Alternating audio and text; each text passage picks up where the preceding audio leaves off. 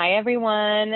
Thank you for joining us today. This is the fifth session in our age-friendly geriatrics education tele-echo series, Enhancing Your Client's Health Check. Thank you for joining. Today's topic is going to be focusing on older adults and falls. This session is being recorded, and the link to the recording will be sent out early next week. Let's go ahead. This is the structure of our echo session, starting with announcements, introductions, followed by a quick 30-minute didactic, and then we're going to be moving on into our case presentation with collaborative discussion, followed by closing and reminders. As you all know, please make sure to mute yourself when you're not speaking, introduce yourself prior to speaking with your name and location. Always maintain confidentiality when speaking about your clients, and always respect one another and their opinions. This series is approved by the California Board of Registered Nursing, and you will receive a CE certificate at the end of the series with the total number of CEs you have received in the series. Please be sure to complete the CE form sent to you in the follow-up email after each session, and certificates can be submitted to your own licensing boards for reciprocity.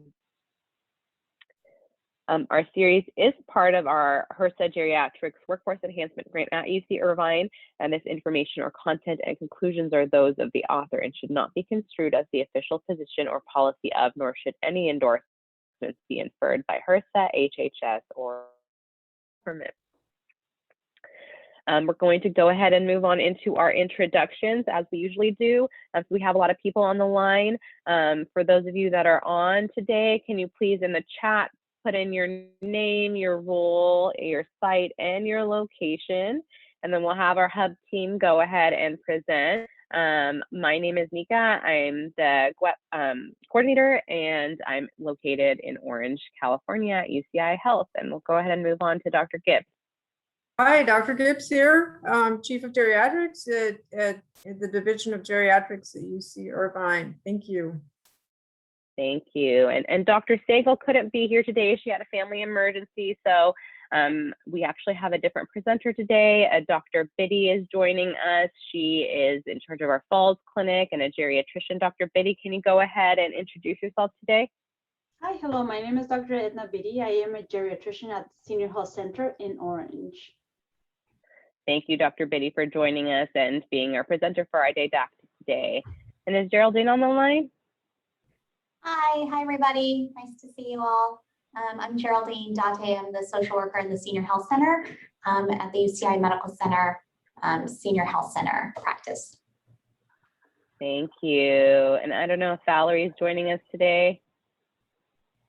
I don't think so. She might join us later on for the case. And Carlos? Hi everyone, happy Friday. My name is Carlos Garcia and I'm the data analyst for our geriatric workforce enhancement program. Welcome. Wonderful. Thank you to our hub team. I see people on the line from Long Beach, San Francisco, all over the place. A lot from San Francisco, Orange County, and San Diego. Thank you all for joining us today. Let's go ahead and move on into our didactic. Again, this didactic was originally supposed to be presented by Dr. Sagal, but we have Dr. Biddy here today. Again, thank you for joining us, Dr. Biddy. We'll go ahead and get started because we have a lot of good content for you here. Thank you. So let's start talking about older adults and falls. So the outline for today's topic, first we will talk about mobility, the definition of falls, risk factor for falls, falls assessment, interventions in a summary. Okay, so first mobility. What movement is anything that will take you from point A to point B, inclusive in all forms. But really what we're aiming here in our geriatric population is optimal mobility. That is being able to safely and reliably go where you want to go, when you want to go, and how you want to get there. Now, moving on, let's start with what defines a fall. And we will ask the audience what their thoughts are on what the definition of fall is.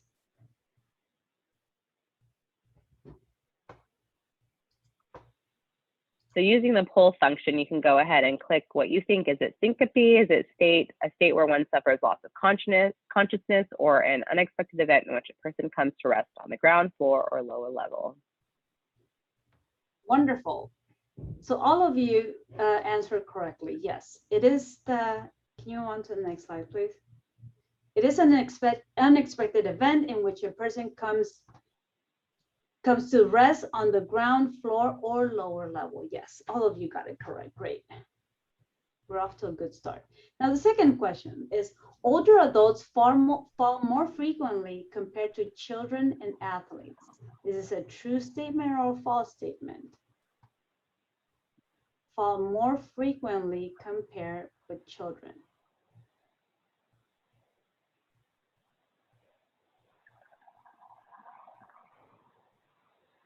Okay, interesting. I can see that the answers are quite diverse. And to answer that question, really the right answer is that it is false. That children and athletes have a higher incidence of falls. However, the injuries are much less compared to an older adult. They fall most less frequently. However, if an older adult falls compared to a younger patient or younger person, they are more susceptible to injury, and that's what makes the falls more impactful in the elderly compared to younger patients. And there's many reasons why this happens. As we age, we will acquire more different medical diagnoses, arthritis, depression, problems with cognition, vision, bladder problems, poor balance, lack of decrease in muscle mass. As we age and as we acquire more medical conditions, we will be on more medications, and some of the medications have the potential to cause a patient from falling. Let's say if we overtreat a hypertension, the patient can fall on the other end of the spectrum and their blood pressure can be lower, and that low blood pressure can make the patient dizzy, lightheaded, and eventually be prone to falls. Other risk factors are that our reflexes do decrease and there's less mobility, and this can be translated into a decreased ability to catch one's fall compared to a younger patient. If you're in the clinic or if you're exposed to encountering a patient who is falling and who you detected several risk factors, the most immediate change that you can do to improve this patient's or to decrease their frequency of falling is to make adjustments in the medications. But why do older adults fall? There's really a different factors that come into play. There's anatomically, there's a decrease in collagen fibers, which will make the patients more fragile.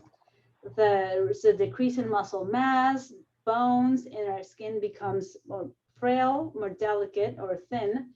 Our reflexes will tend to slow down, which will translate into diminished agility, as I mentioned previously. There's a lower functional reserve. There's more incidence of poor balance. Their patients are on more than 5 medications, and there's medical conditions that can cause loss of consciousness. You can call it syncope, orthostatic hypotension, seizures, etc. Altogether, these puts patients at risk of falling. Now, in general, in the community, according to the CDC, the most common place for a patient to fall is at home, and followed by the community. And now with the current pandemic, I wouldn't be surprised if this number is higher than what it was prior to the pandemic. Now knowing that we are quarantining and staying at home. And within the house, the most common place in the house is going to be the bathroom, followed by the bedroom. And there's many reasons why the bathroom is the most common site. The floor might be wet, they might be slippery, there might not be grab bars for someone to grab onto. Another reason why is that when some people when we shower, the water might be too hot, and that will make our blood vessels dilate, and consequently our blood pressure will decrease, and that can put us at risk of having more dizziness, lightheadedness, and added to not having grab bars, will make the perfect will have the perfect elements to cause a major fall in an older adult. Now, the type of falls in our elderly population, most of them will be ground level falls, being 43% of the falls, and they're followed by other falls. But the other most common type of falls are falling down the stairs or up the steps, curbs or sidewalk falls, far from a chair, bed, or furniture. But by far, ground level falls or first floor falls are going to be the most common. Now, it's important to bring on the numbers and statistics. Every day, as we advance in time, every day it is said that 10,000 Americans will turn 65 years old, which basically 10,000 Americans will turn geriatric per day. 1 in 4 of older adults fall each day. A third of these patients will have sustain a serious injury, and we will go over what a serious injury means. Some of these patients will be hospitalized, and some of them will not make it. Some of them will die. So this is why assessing and addressing falls in the elderly, or even asking about falls, is very important in our patient population. Because about a third of patients will suffer a serious injury, which is a hip fracture or brain trauma. This is exactly what one of our goals is, to prevent a serious injury, hip fracture or brain trauma. And it said that in general, in the elderly, the majority or almost the entirety of hip fractures will be due to a fall, and even the most common cause of traumatic brain injury in the elderly will be due to fall. So this is another reason why to be more vigilant or ask the question about falls. Comes with a high cost is not only the physical implications of a fall. In average, it said that about $30,000 are spent per patient per fall. If you have a patient that is falling once a month, the money in a year, the money can really add up. And as a society, about 30 billion per year was spent in 2010 and it expected this number to grow by the year 2030. This number will be slightly above double. So it's very costly. And the take-home message from us for what was mentioned previously is that falls are serious and they can be costly. However, falls are preventable and do not have to be an inevitable part of aging. And really, one of our goals of this presentation is for everyone to be more aware that there are things that we can do in order to maintain a healthy state in our patients. Now, there was a study done in 2014 in which states that if the patient becomes either sedentary or if the patient is too active, it will put them at the same risk of falling.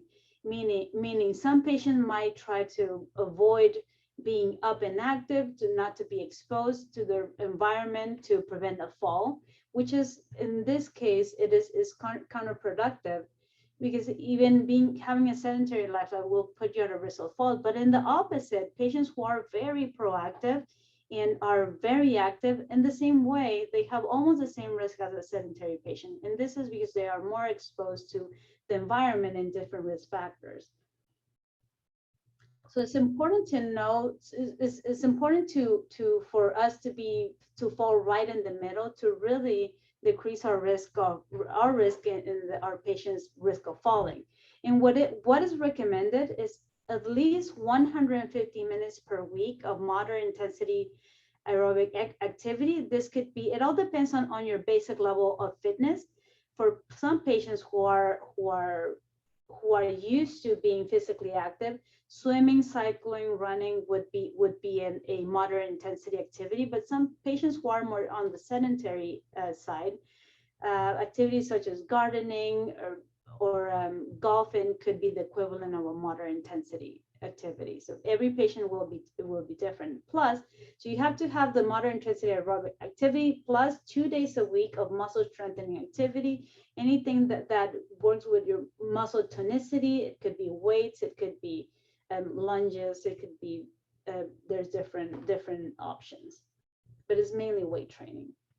So as far as risk factors, according to the CDC, it divides it into intrinsic and extrinsic risk factors overall. For intrinsic factors, what we mean is that patients' advanced age is an intrinsic risk factor. A previous fall, muscle weakness, gait and balance problems, poor vision, postural hypotension, the different comorbidities, arthritis, stroke, incontinence, diabetes, Parkinson's, dementia are some of the most common. The fear of falling in a solitary lifestyle. From all the intrinsic risk factors, the factor that is risk factor that is most highly associated to falls is the previous history of a fall. Now, it is important to also take into consideration the fear of falling, and we will talk more about this on the next slide. A solitary lifestyle, it also places part on intrinsic factors, because if you think about it, if you live on your own, or if the patient lives on their own, and if they fall and if they suffer a fall where they're not able to get up from the ground, it will be very detrimental to their health. So that is why it's considered also a risk factor. Now, on our next slide, we will talk about the fear of falling. It is said that the patients who, can you move on to the next slide? Okay, it is said that from the fear of falling is present in the majority of people who have suffered a fall. And even the patients that have never suffered a fall, they also have a fear of suffering a fall, in about 40% of those patients. And it's important because if you are fearful of an activity, what will happen most likely is that you will avoid becoming active and mobile. And as we already know, living a sedentary lifestyle can put you at a risk of falling, paradoxically. As far as extrinsic risk factors, it's everything that surrounds the individual. For example, lack of stair handrails, poor stair design, lack of bathroom grab bars, dim lighting or glare, obstacles, clutter, slippery or uneven surfaces, medications, and improper use of assisted devices. You can call it a walker, a cane. Now, in terms of medications, can you move to the next slide? Then, in terms of medications, actually, can you go back to the previous slide? In terms of medication, there's one specific group of medications that are most highly associated to falls, and these are benzodiazepines. Now, how do we assess a fall? We can start by the very first thing is that you want to secure or guarantee that the patient is safe or the patient has not lost consciousness. The first you want to note the circumstances of the fall, the position, if there were any objects that the patient tripped over, any major injuries, any bleeding. Because this is the moment, if you do encounter any of these, this is the moment where you want to start dialing 911. You want to assess whether the patient is conscious or unconscious. If the patient is unconscious, then you want to call the paramedics immediately. But if the patient is aware, that's when you start your triage and start asking the questions and the circumstances around the fall.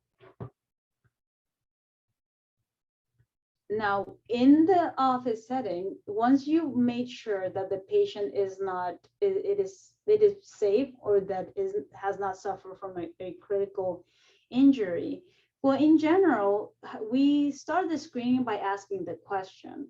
Ideally, you want to ask for the risk of falling, or if the patient has fallen, once per year. It is a positive screen if the patient answers yes to falling 2 times in the last year. If the patient presents already with an acute fall, or if the patient, you see that the patient is having difficulty walking or issues with their balance.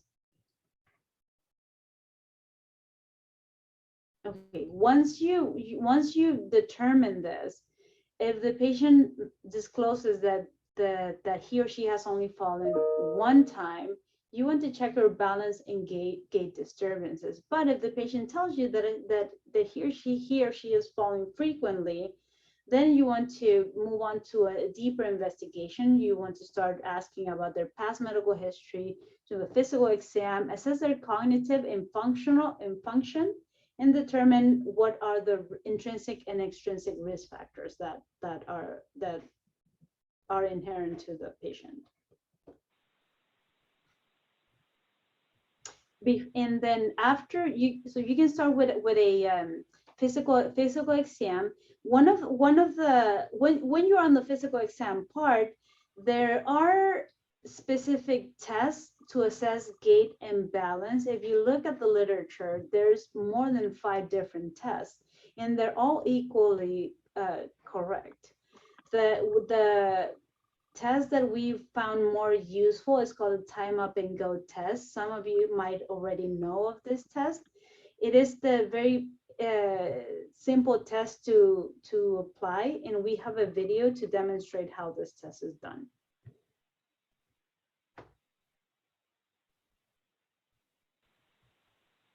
The timed up and go, or tug, tests functional mobility. To perform the test, you need a chair and a stopwatch, or a wristwatch with a second hand. Have your patient start by sitting on the chair, feet flat on the floor, 1 foot slightly in front of the other, and hands on the armrests of the chair. Put a line on the floor 10 feet or 3 meters away. Ask your patient to stand up from the chair and walk at her normal pace to the line on the floor when you say go. When she reaches the line, she should turn around, walk back to the chair, and sit down. Be sure to start timing on the signal go, and even if your patient has not started to move, and stop timing at the moment she sits back down in the chair. While she's walking, stand between the chair and the line in case the patient loses her balance and you need to assist. Observe and note the patient's posture, width of the base of support, step height, stride length, arm swing, and path. When the test is complete, record the time. Also record whether the patient used an assistive device, and if so, what type. A community-dwelling older adult who takes more than 12 seconds to complete the tug is at increased risk of falling.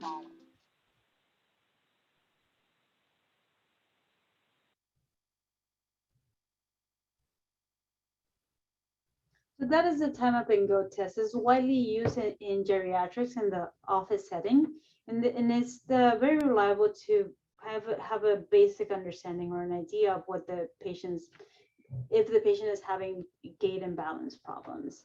Now, the next question, according to the U.S. Preventive Task Force, which of the following is a recommendation to prevent falls in the elderly? Vitamin D, exercise, multifactorial interventions, or A and B?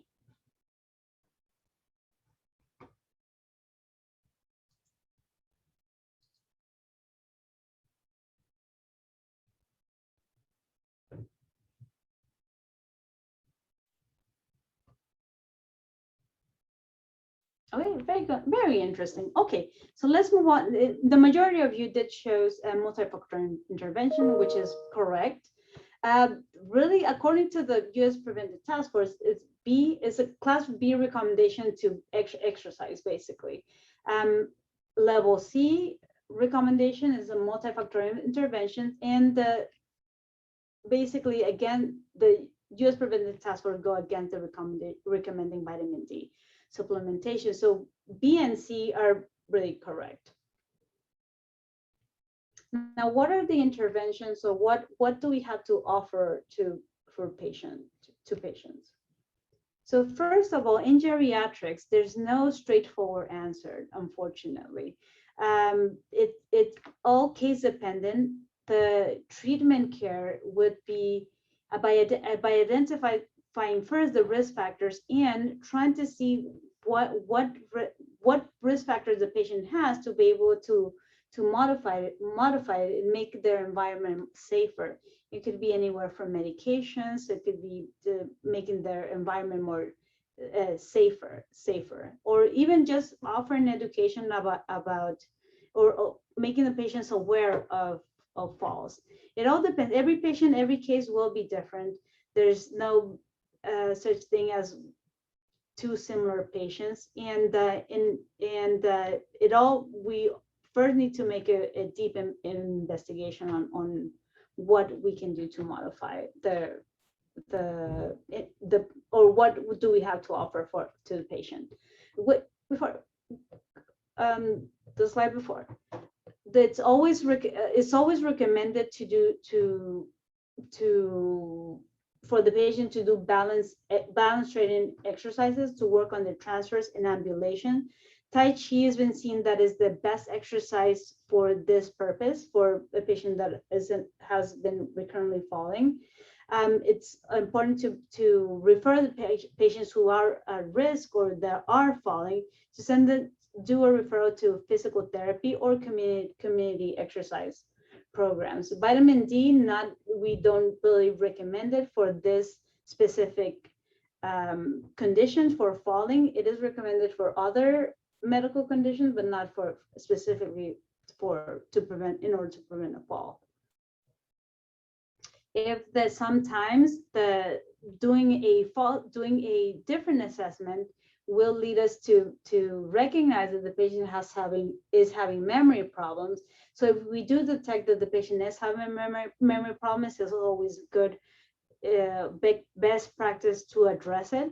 Because just think about it, if you are trying to give a patient who has memory problems indications on how to prevent a fall, if they already have issues with retaining new information, they might not implement the changes that we are recommending. Education about falls prevention, that means handrails, making the environment safety, making them aware of or marking each area of the house where there's steps.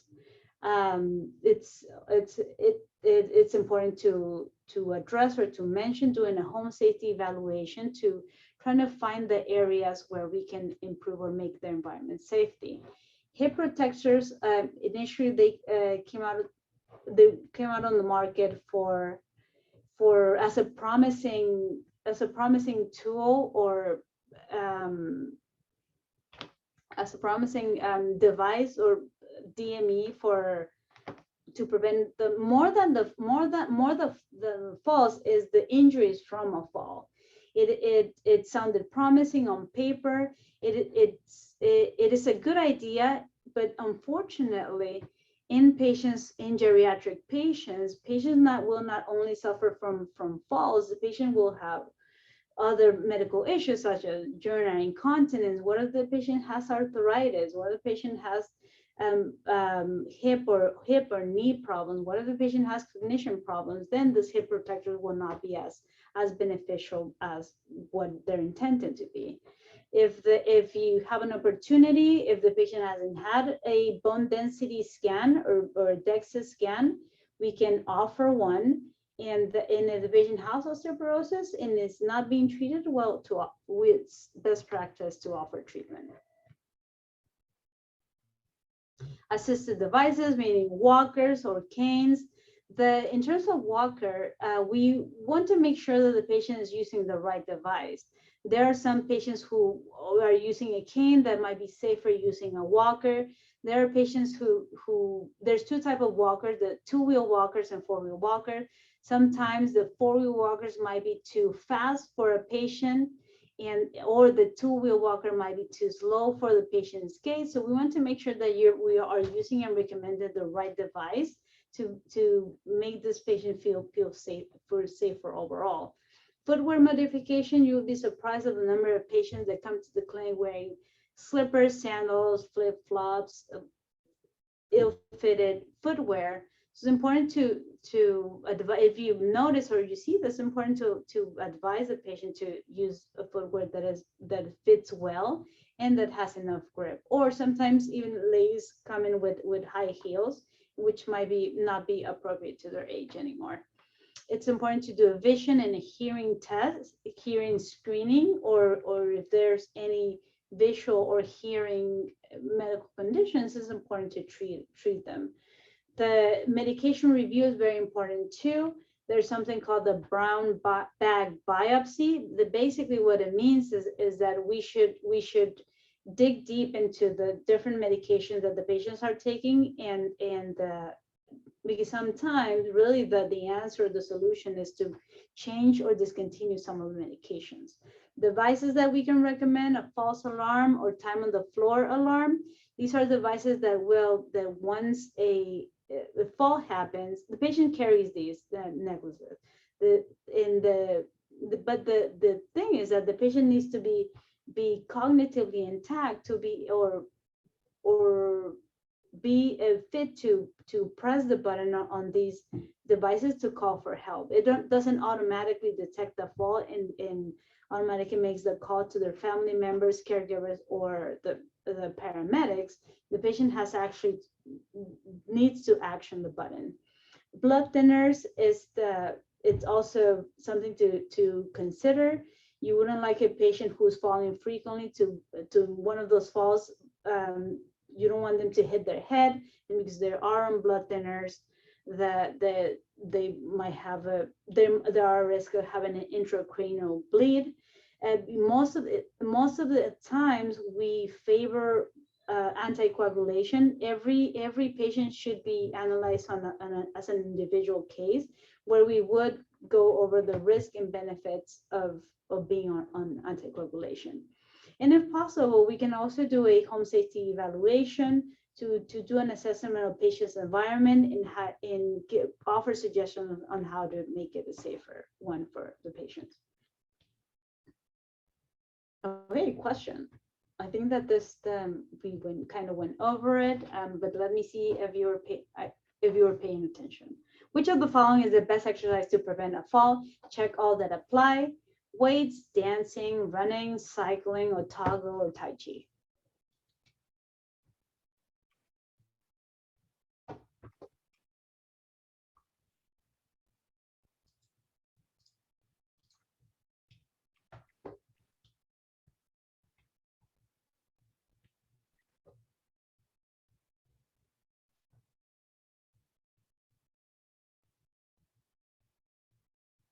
You got it. The majority of you got it right. Yes, it is. Tai Chi is the recommended exercise. Otago is also an exercise that is newer. Is not. It doesn't have the same history of Tai Chi. It's a modified version of Tai Chi that is aimed for balance and training. But Tai Chi is recommended and it's been highly studied. And it's said that patients who practice Tai Chi on a regular basis can reduce a fall by 20 to 40%, which is a great amount of reduction. Low intensity balance exercises, tandem, semi-tandem, or coordination exercises are recommended. If the patient is too frail, or the patient has severe, let's say severe joint pain, knee pain, or hip pain, or has severe mobility issues, aquatherapy would be the next exercise that is recommended. So looking to the future, now that technology is so embedded in our lives, the newer devices or newer generations of iWatches include sensors that can track the patients or people's gait speed, balance, or it can even detect whether the patient has fallen or not. And if that is the case, the device automatically calls the paramedics or a family member if desired. There's also another app. Before the iWatch, there's an app called Sway, which does does a similar thing as the iWatch does. It's an app that you download to your phone, and your phone tracks your gait speed, your balance, and if you've fallen. This is Sways is the only app that has been researched, or that whose research has been published. And overall, the conclusion were that the patients were very accepting of technology, and the majority of them felt comfortable using and navigating this app.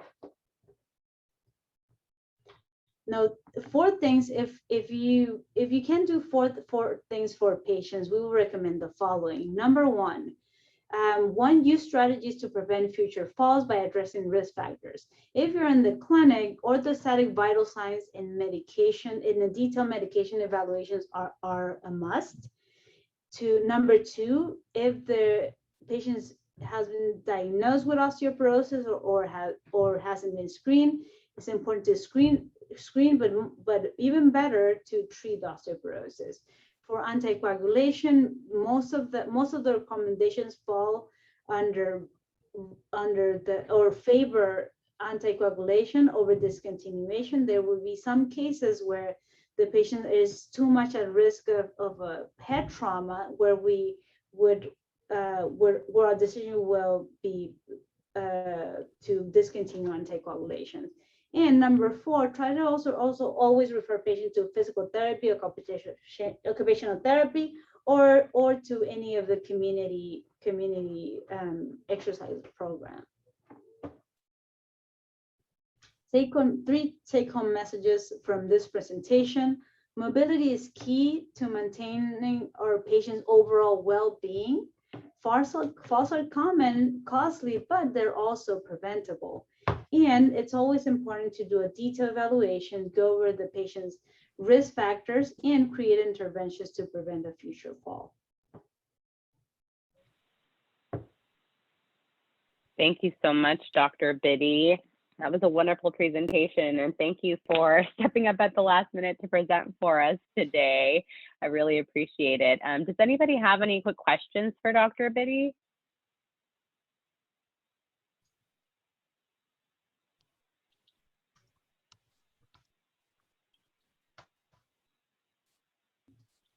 Anyone?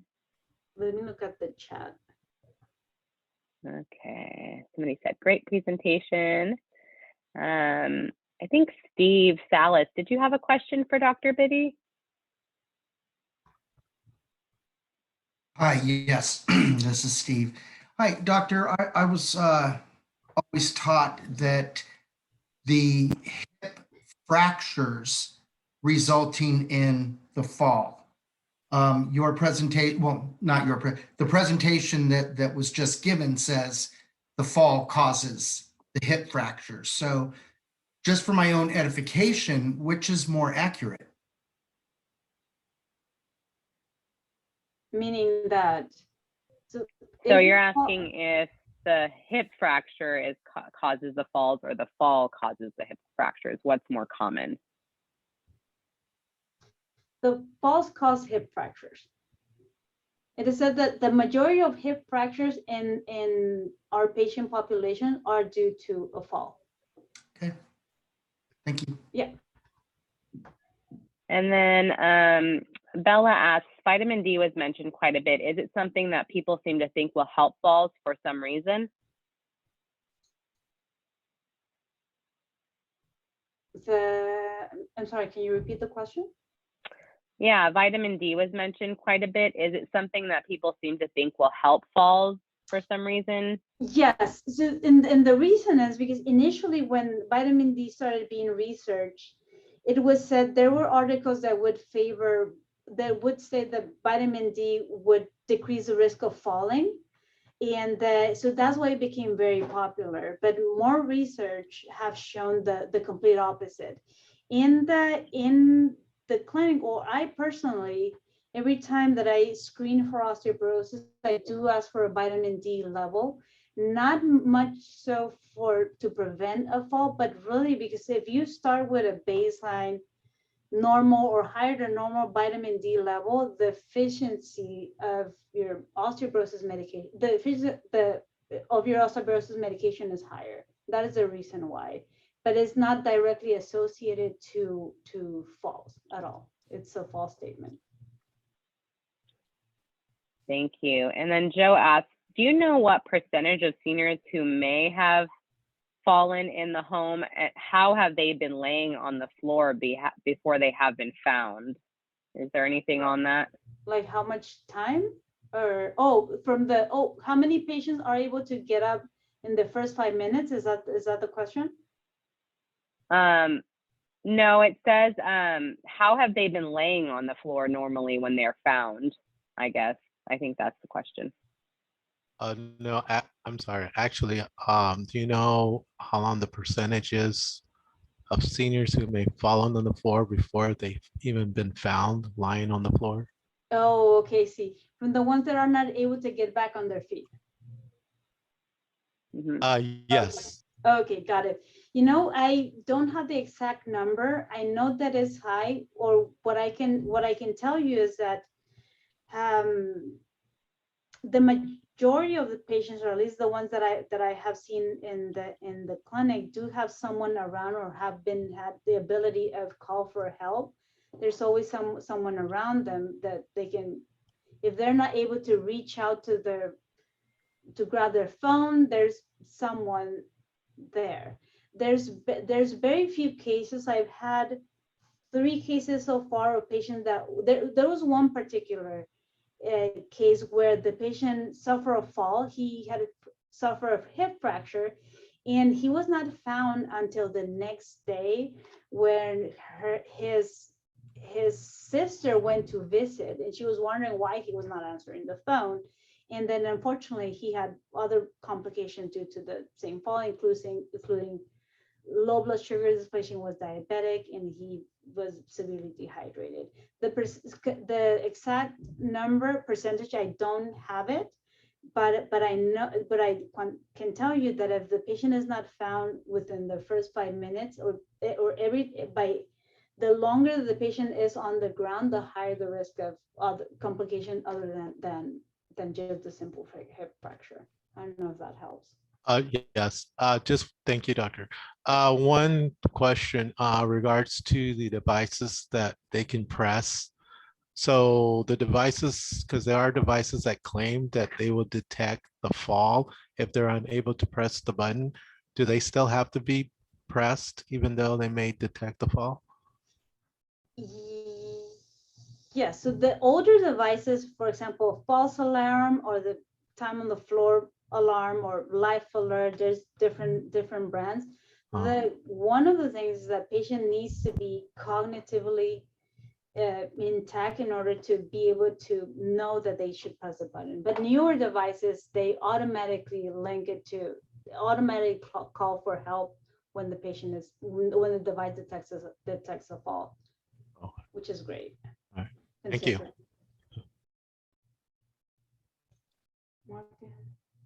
Looks like we have 2 more questions in the chat, but I don't know if Dr. Biddy, you can answer those in the chat. We're going to have to move on into our case presentation, but there are 2 questions in the chat if you can answer them. But we'll go ahead and move on into our case presentation presented by Lenise Curtis, who is joining us from Meals on Wheels by ACC in Sacramento. Lenise, are you here today?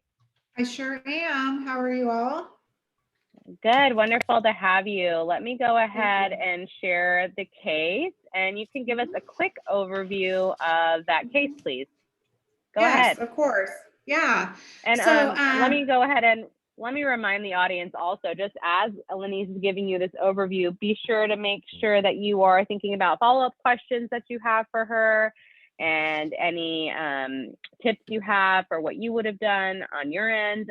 So just think about those things as she's giving you an overview. Go ahead, Lenise. Sorry about that.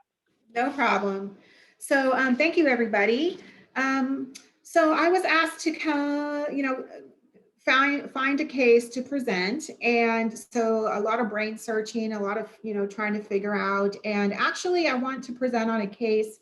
It's a participant for our Meals on Wheels program. She no longer is with the program, but was receiving our service for about 3 years. And I always found her situation quite challenging.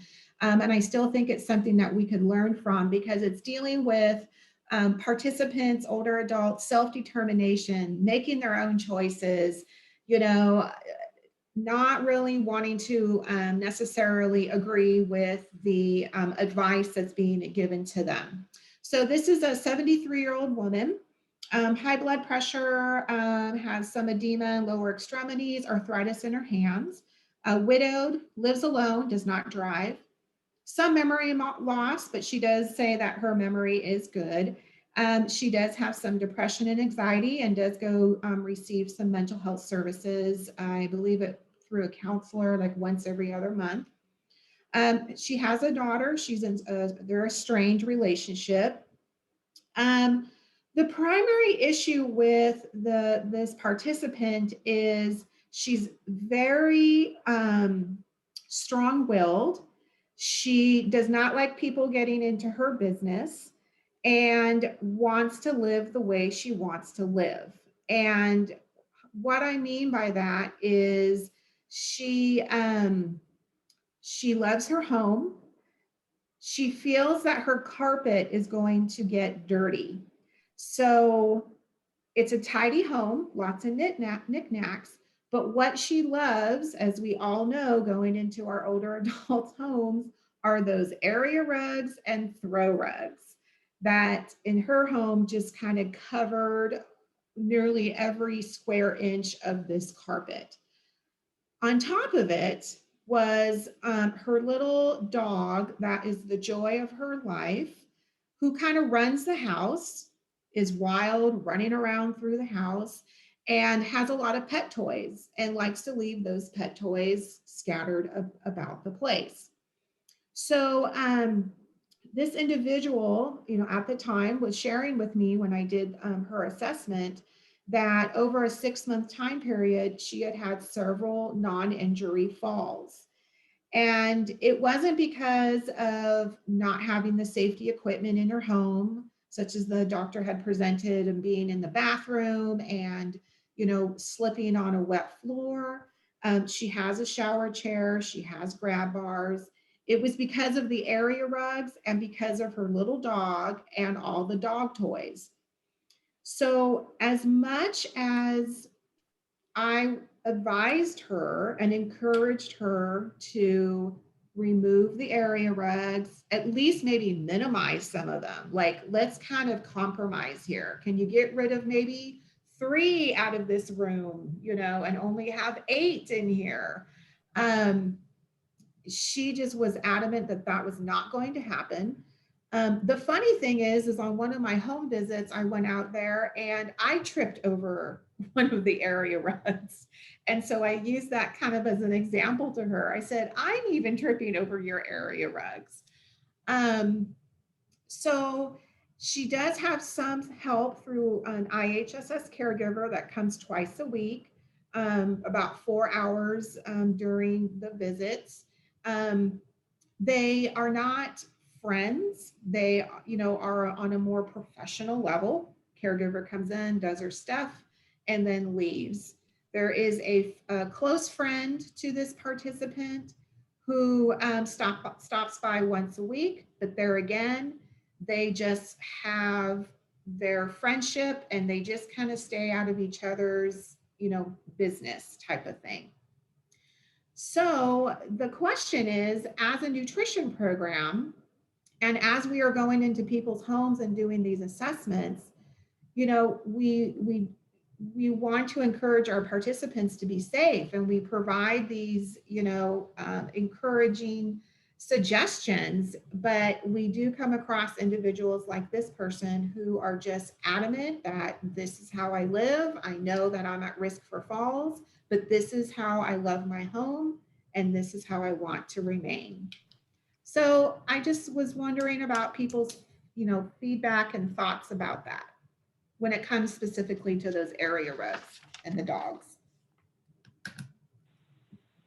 Okay, thank you, Lenise. How about all of our participants on the line? Do you guys have any suggestions or questions for Lenise?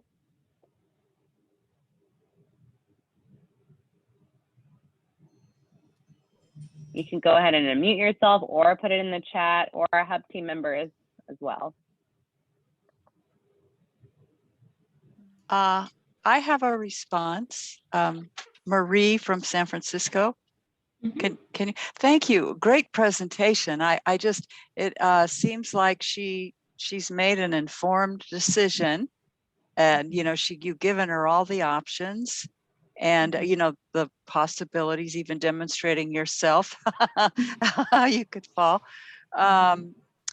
So I just think at that point, you know, we got to accept their self-determination. And also, I remember a few years back, a professor talked about the difference between physical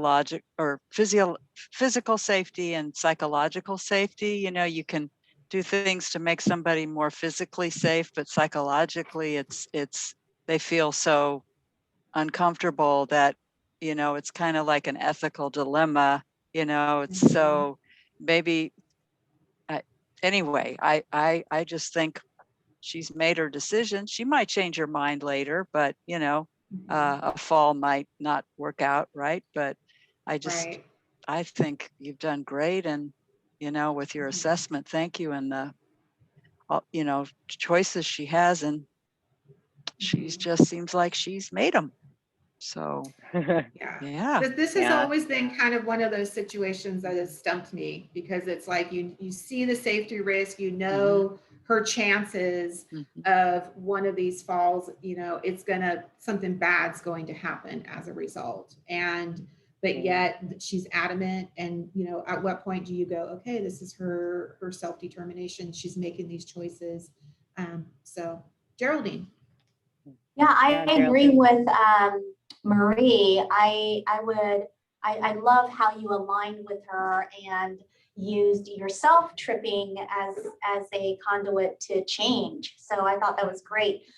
You know, this, as you mentioned, this lady's getting counseling, so she is self-motivated. So I would also use that as a hook to say, you know, bravo, you are really working on your mental health, just trying to feel better. And I would really promote that as another angle to say, you know, and your life space is also important. And you know, what do you think about that? And maybe broaching the idea of getting a home health safety assessment, so that not only could maybe a physical therapist come out and do the safety assessment, but maybe the nurse to do a medication assessment and offer some wellness tips through that process and platform might be just an idea. Great, thank you. Thank you. Valerie? Yes, I was also wondering, I think at the beginning you kind of mentioned that you thought maybe she has some forgetfulness or things like that. I don't know if perhaps how involved you are with her seeking her doctor. I don't know if there was a cognitive evaluation, because Geraldine has always said, you know, we could have capacity to make our own decisions, even if they are the wrong decisions, right? So her being very independent and wanting to keep that independence is a great thing, but is it safe to do? And I agree with Geraldine, is sometimes maybe coming in to see the physician assistant, nurse practitioner, maybe they could do an assessment and offer to have home health come out, or home safety evaluation, as a type of just added safety awareness, and making suggestions. Hey, you know, maybe this we could create a path within the home, or maybe something else that not so much things that can trip over. And somebody had put in the chat about the grabbers. I thought that was a pretty good idea. Or it could be some type of you know, when people are younger, they have kids, right? And so maybe some chore or some type of activity that every evening she needs to put all the dog's toys into a basket or something like that. Yeah, that's a good idea. Yeah, it looks like, thank you, Valerie. In fact, thank you, Geraldine. It looks like Vicky Goldstone said, does she need a grabber to help pick up and move dog toys? And then Joe Garza wrote, has the IHSS caregiver tried to pick up the dog toys little at a time, or maybe place a non-skid tape underneath the throw rugs to prevent from having any more falls. So she won't get rid of the rugs. You know, are the rugs at least secured? Right. So that was something that we did talk about, is using some two-sided tape to hold the rugs down. But then the problem is then she wants the rugs cleaned or vacuumed underneath. So then now it's, no, that's going to potentially damage my carpets. So it's, and so that was why I was at least trying to present it in a way of saying, okay, can we maybe kind of bargain on this?